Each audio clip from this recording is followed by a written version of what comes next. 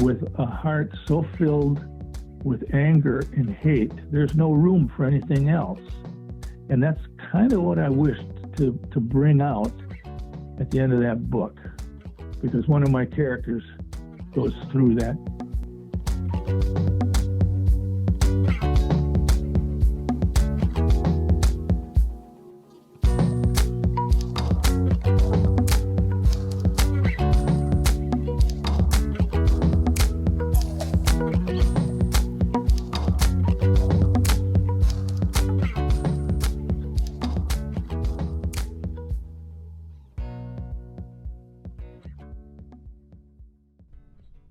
Hello, and welcome to History Through Fiction, the podcast. I'm your host, Colin Mustful, and today I am delighted to be joined by Dale Swanson, author of the novels The 39th Man and Tears of Sorrow. That's one of the things that I really enjoy doing. I enjoy digging out facts that aren't normally known.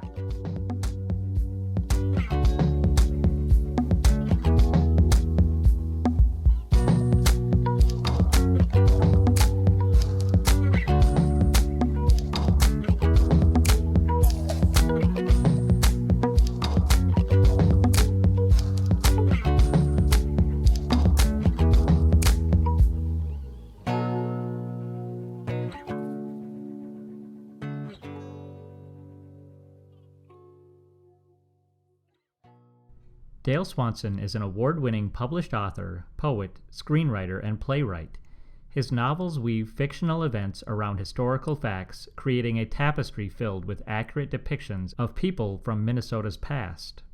His debut novel, The 39th Man, was listed by the Star Tribune as a Best Book Read in 2013. Additionally, Swanson has been a contributing writer to magazines and various publications. Finally, he is the author of a middle-grade fiction book titled The Wild Ways, Mystery of the Hanging Tower, and most recently he has authored a memoir titled Simpler Times. I'd like to begin with the U.S. Dakota War of 1862. Now, for listeners who don't know the history, I wonder if you could briefly describe what it is and then tell us how you became interested in that history. Well, the U.S. Dakota War of 1862 was a result of bad treaties, a result of the white population moving west. It was the result of basically conquest of the West. The Indians had been treated so poorly. War finally developed, and it was a very short war. It was only a few months. But it was deadly for a lot of settlers and for an unknown number of Indians. But I've always had an interest in the Indian culture and the Native American people. I just got so enthralled with it that I decided I was going to write a short story about a native.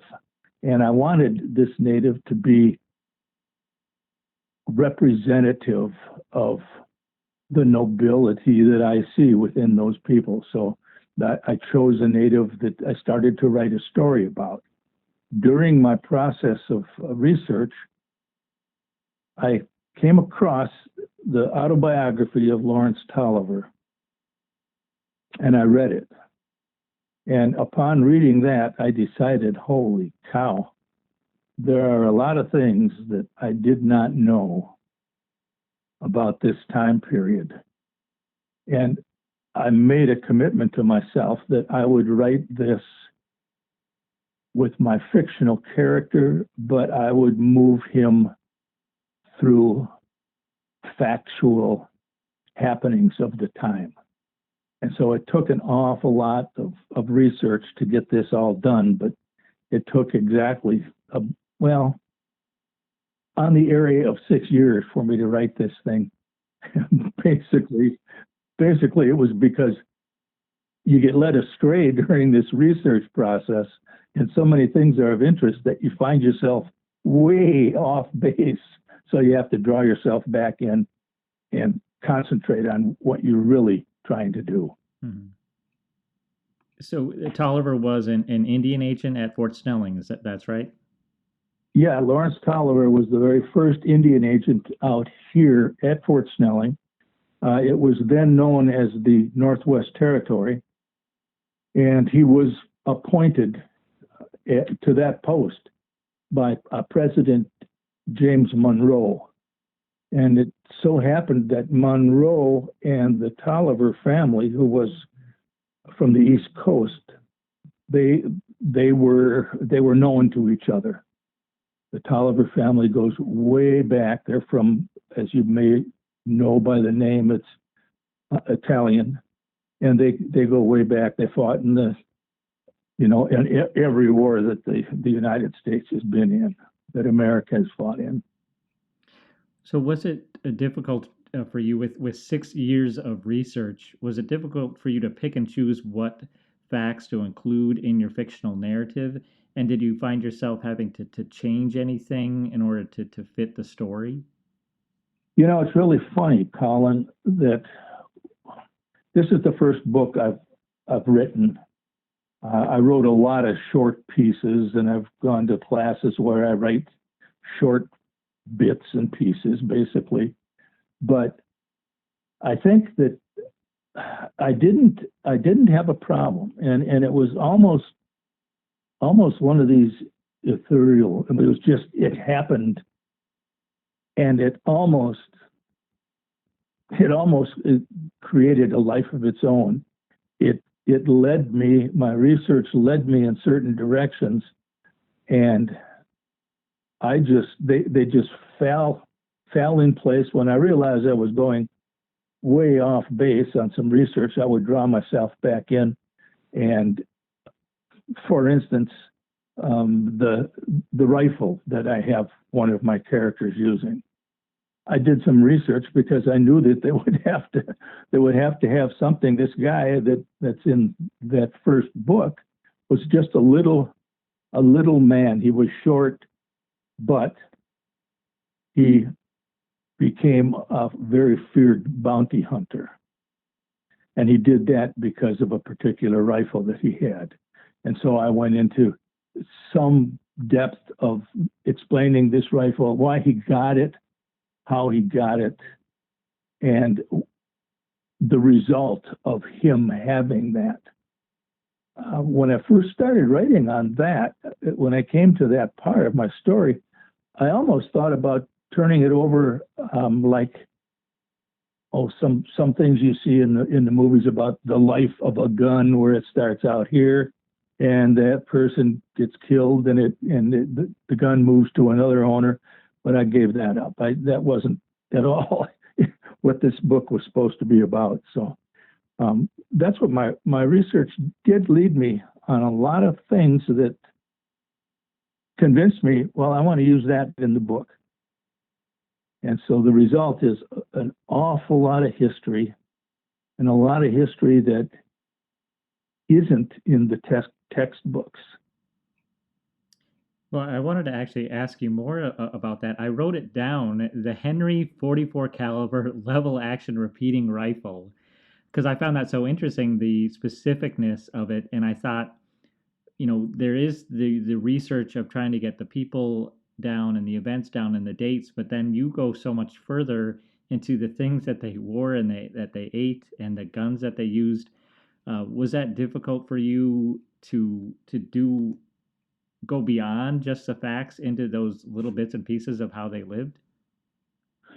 No, not at all. I didn't find it difficult. To me, that's where a lot of the interest in the story lies, in the things that they're factual, but they fold right in with my fictional story. At that point in time, when that gun was made, it was in the early 1860s. That gun was made, and at about the same time, the Spencer carbine rifle was used by the cavalry. But the other one, when you cocked the Spencer rifle, you would have to pull the hammer back every time you cocked the shell into the bullet into the chamber. But on this other one, you could shoot without ever having to pull the hammer back. You cock it and the hammer's back, and you aim and you shoot. So the firepower was much greater with that rifle. And I thought, this is what the guy needs, because without that, there's nothing special about him at all, but he became very feared because of his ability to use that rifle. Mm-hmm. So your debut novel, The 39th Man, it ends with the U.S. Dakota War, and there's a lot of context leading up to that and how that happened. But then your second novel goes even further, I think, with the expansiveness of the history, going all the way from the U.S. Dakota War to the massacre at Wounded Knee Creek in 1890. Tell me about the process of parsing that history down and making it into a story. Well, in the first book that I wrote was intended to be the only book on that subject. There were a lot of people that asked me, well, when is the next one going to come out? When are you going to carry this through to the end? And it became there were so many people asking me to do that I said, oh, okay, I'll give it a shot. And so I went through the same process with that, only, to be honest with you, Colin, that second book, I had to cut about 80 pages, almost 80,000 words out of that second book, because I had it started in a different place and it ended at Wounded Knee, but I had a lot of other things that came into play. Mm-hmm. A lot of things that I'm not very grateful to my editor, because I sent her the second one. I thought it was really good. If you've noticed on those two books, I have a tendency to jump from one character at a point in time and then move to another character at that same point in time, and because these guys are going to meet up eventually. And that's my mindset when I'm writing that type of a novel. And so my editor got all over me on the second book, because holy cow, I was going to Grant as a president, to all over the place. I thought it was good. I thought it was well done, but I changed it. I just, I got tired of, okay, well, then I'll just wipe all that out of there. So I wiped it all out. And instead, I used footnotes at the end of the second book to tell some of the story that I removed, the destruction of the buffalo herd, and the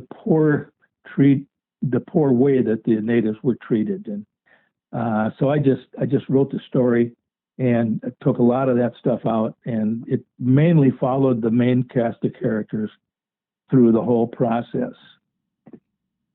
Well, it sounds like maybe you've got a whole other novel there waiting on your shelf. Well, as a matter of fact, I do.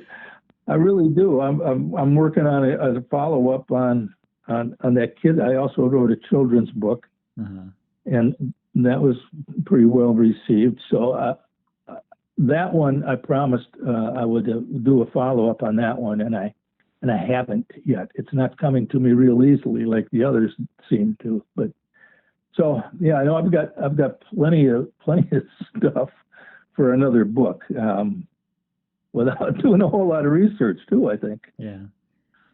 Well, so I've asked you about some of the history. I wonder if you can talk a little bit now about your characters. I know you have a cast of characters in the front of Tears of Sorrow that kind of says, these are fictional, these are non-fictional. Tell me about developing your fictional characters, especially your main character, Anton McAllister. Okay, yeah, that's in the 39th Man. Okay. Anton McAllister is a character that is just kind of a figment of my imagination. I brought him in because I wanted my main protagonist in the novel. I wanted to to show him as he was very athletic. He was, a good-looking guy. He was carried himself well, and those were all the traits that his father had. But his father also had a bad trait where he was unreliable. He was a drunkard. He didn't care about anybody but himself. And so I wanted to show that, because the Indian woman that his father raped, and he was the result of that rape, she was a very kind person. She was just the opposite of the father. And she raised Anton by herself. And she dies when he's only 13 years old. And he had the looks and the build of his father, but he had the wherewithal of his mother. His one failing was an incendiary temper. So that's what McAllister, Anton, my primary character, that was his main drawback. Did it take multiple drafts to develop that kind of a character background? Yeah, I did. When I write, I know, I'm sure it's different than what a lot of people do. I'll write it, and I want to make it as accurate as I can the first time through. My grammar, my sense of punctuation is very poor, really very poor, and so I need an editor for that.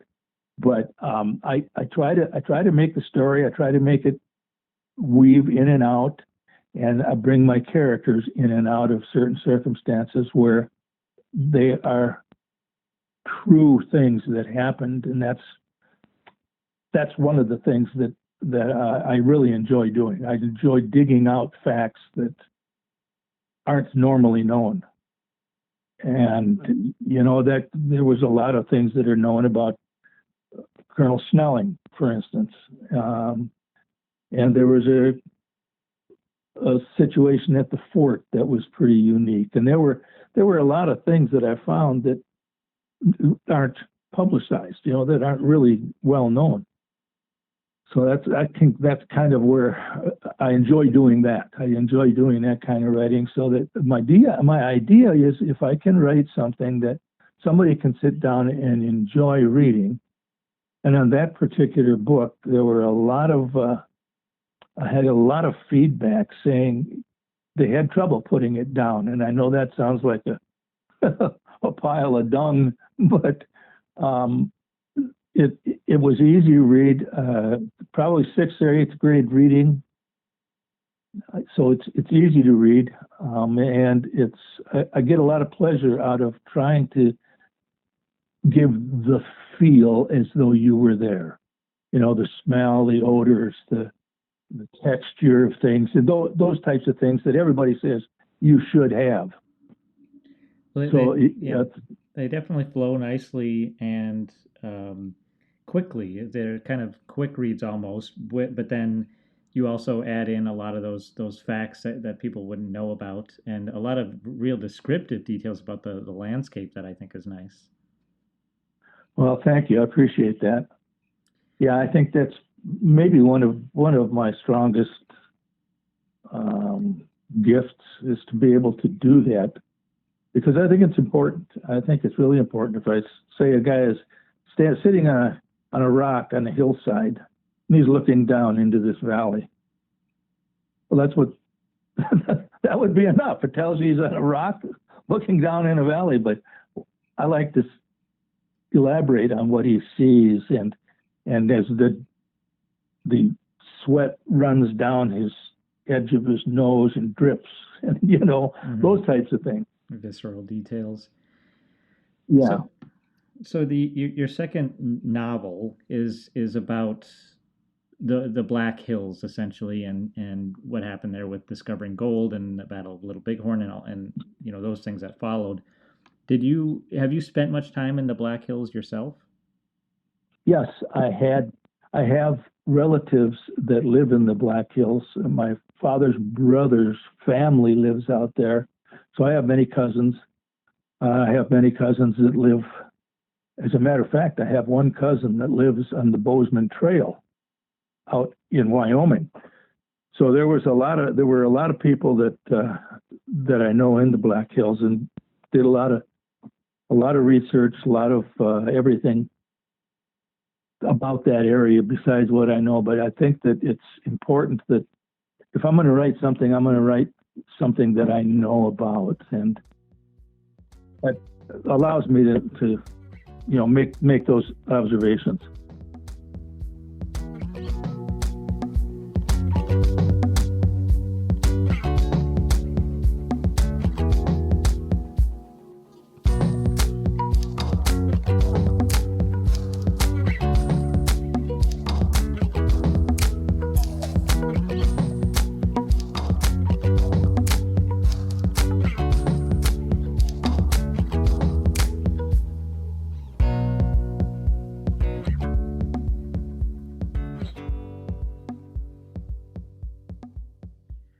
So having seen what Native peoples went through during that time period between 1862 and 1890 and the loss of land, what do you think today about the Native right to the Black Hills? Well, I know it's a touchy subject, that's for sure. Mm-hmm. They had it stolen from them. That's also a fact. They've gotten such a bum rap all the way along on this deal. It's a difficult thing, and I can't really weigh in on it because I understand that the hills themselves now are they're very important to the country, but they were very important to the people that had them too. And it's so hard a thing, and I don't have an answer for that. I wish I did. Well, what do you think about just the way you've shared that history with your novel? Do you think that can have an impact for readers? I hope it can, and I hope it does. On that second book, when I brought the protagonists out to the Black Hills, if you read that second one, then you know about the son of Anton, his adopted son, that gets to know Crazy Horse quite well, and he turns on his family because he sees how badly the red man was treated out there. So when I end the book, I sincerely hope and pray that my ending may affect some people in a positive manner. Mm-hmm. To sort of start asking questions and maybe doing some more research themselves? Yeah, maybe getting to their inner self. I try to stress the importance of forgiveness. Forgiveness is a very important thing. And there is a very, very, very, very strong trait within the Sioux Nation, not just Dakota or Lakota, but all of them, where they'll never forget, and they should never forget what happened. But with a heart so filled with anger and hate, there's no room for anything else. And that's kind of what I wished to bring out at the end of that book, because one of my characters goes through that situation, that problem. I think that's well said. Yeah. Well, thank you. It really is the real reason that one of the real reasons that I did that second book. See, I got involved here in a group that's a nonprofit, and and it's a native group. And I learned a lot while I was with them. I learned a whole lot about their, what they believe. They're very, very, very close in belief to Christians. They're very close to each other. They've all suffered in a like manner. Some people can kind of put that behind them, others can't. And it's the ones that can't that have most of the pain. And it's sad to see.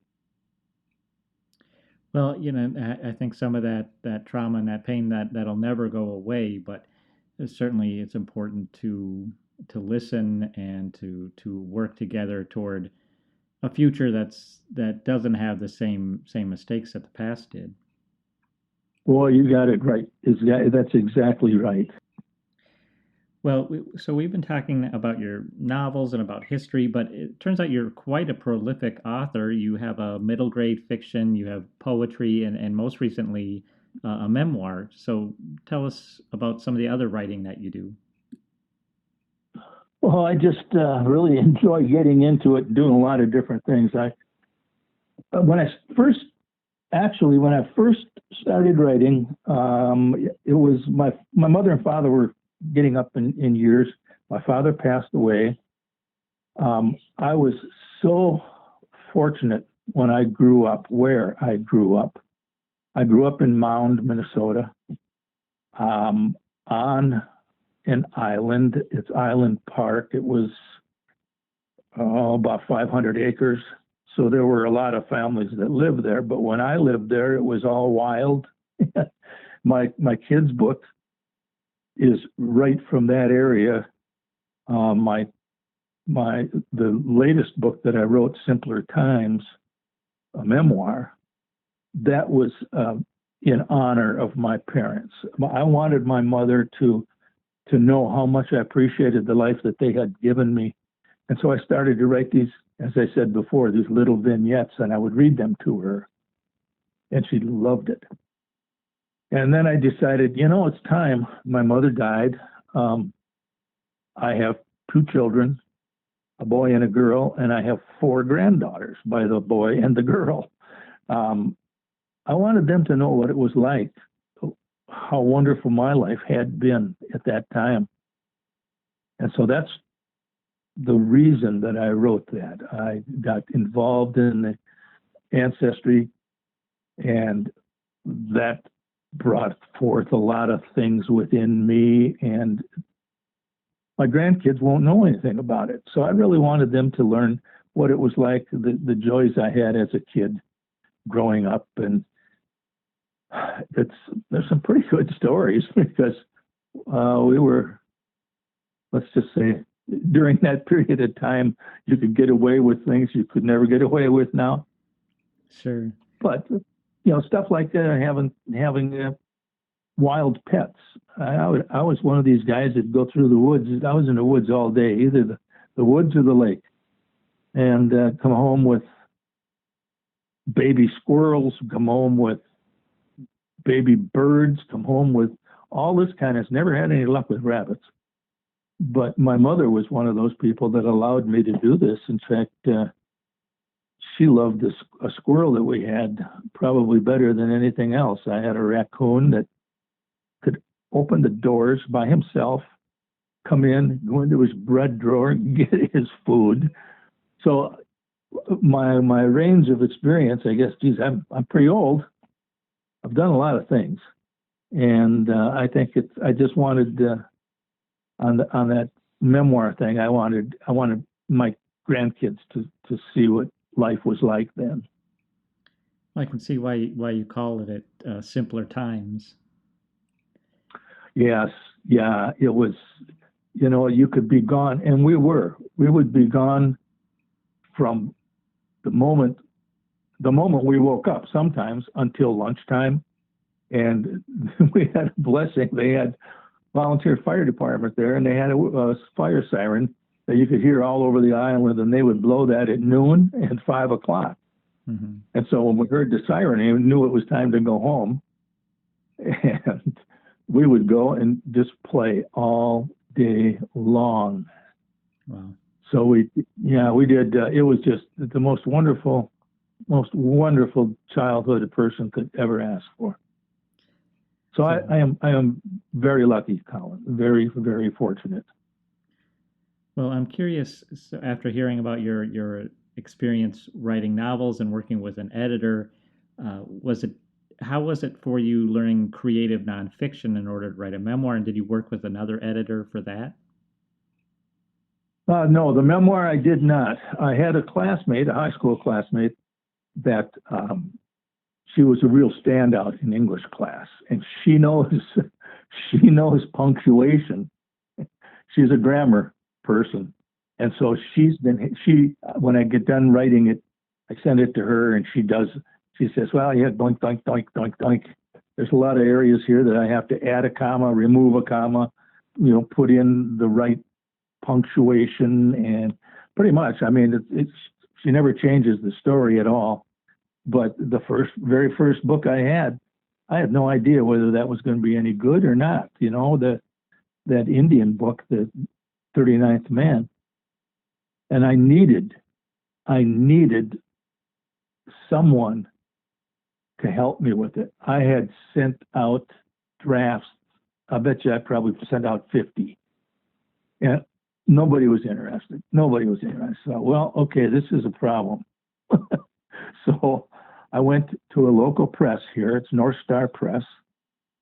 And they told me to come in. I went in and talked to them, and they said, yeah, we want to do your book. So they did.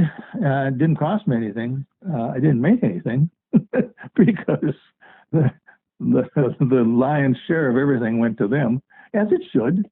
And I would do it exactly the same way over again. They did it. I hired an editor. That editor made the changes. I sent it. The very first copy I sent to North Star Press. They were interested, and they published the book for me. And that made me realize that my writing wasn't up to par right off of my desk. I had to have somebody edit it, and so I did. And I've learned, that was back in, I think, 2013. So I learned since then a lot of things, and I've gotten a lot better at a lot of things. But I would recommend to anyone that's thinking that they want to write. I've taken classes at the Loft. I've been a member at the Loft Literary Center here in Minneapolis for probably 15 years. I've taken creative writing classes when we lived in Michigan, Dearborn, the University of Michigan, Dearborn. I took creative writing there. But those were just individual classes. At the Loft, there were classes that would weekly, and they would go on for 2-3 months. So I learned. It's been a learning process, but I've always been fortunate enough that I somehow can lay out a story that seems to be interesting, and I think that's a blessing. I'm certainly not very good at grammar. Well, there are proofreaders for that, so I think that's okay. But it's definitely a process, and I can attest to that myself. So you did say you were working on a few things. Are you working on several projects right now, or just honing in on one? No, as a matter of fact, I have too many going, to be honest, Colin. Right now, I'm interested in a screenplay of that very book, The 39th Man. It's been recommended to me by many people to do that, but that's a whole different skill set to write a screenplay. And I did write one for that, I told you I was working for that nonprofit group here. Yeah, they filmed a short movie based on a screenplay I wrote for them. But now, with all this streaming activity, there is a big call. So any of your listeners, there is a big call for screenplays, for series, for limited series, in all the genres. So right now I'm working on a screenplay for the 39th Man. Well, it's don't know if it'll ever come to fruition. It's good timing, and you've proven successful at adapting to different genres. So yeah, I think that's great. Well, I guess, all I can do is send it in and have nobody respond, and that's not the worst thing either. No. Well, I've been talking with Dale Swanson, author of the novels The 39th Man and Tears of Sorrow, and his most recent book, a memoir, Simpler Times. Dale, thank you so much. You're very, very welcome. I appreciate the opportunity.